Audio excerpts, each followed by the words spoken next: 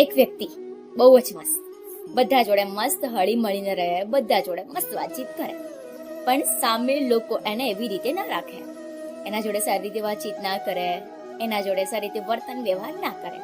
જે રીતે એ લોકોને રાખે છે એ રીતે એ લોકો એને ના રાખે, પણ સ્ટીલ એ બધું ઓબ્ઝર્વ કર્યા રાખે, લેટ ગો કર્યા રાખે. પણ સમય જતો જાય અને પછી એક દિવસ એ પોતે પણ આજુબાજુના લોકો છે અને જે રીતે એને રાખે છે એ પ્રમાણે એ પણ એવો થઈ જાય છે. વર્તન વ્યવહાર વાણીમાં એકદમ બદલાવ, ઝઘડા કરવા લાગે છે, મારામારી કરવા લાગે છે, એ એકદમ ક્રૂરતા ભરેલું માણસ થઈ ગયું. પછી તો લોકો એને પૂછવા લાગ્યા કે તું તો એકદમ ભગવાન જેવો માણસ અને હવે એકદમ રાક્ષસ જેવો થઈ ગયો, ક્રૂરતાથી ભરપૂર. પણ સ્ટીલ એ કોઈને જવાબ નથી આપતો.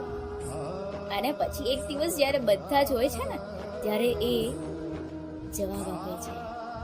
એ કહે છે કે હું બદલાયો નથી, મારામાં બદલાવ લાયો છું. કે તમે લોકો કોઈ વ્યક્તિને એટલું બધું મજબૂર ના કરો કે એ ભગવાન જેવું મસ્ત હોય અને એ રાક્ષસ જેવું ક્રૂરતા ભરેલું થઈ જાય.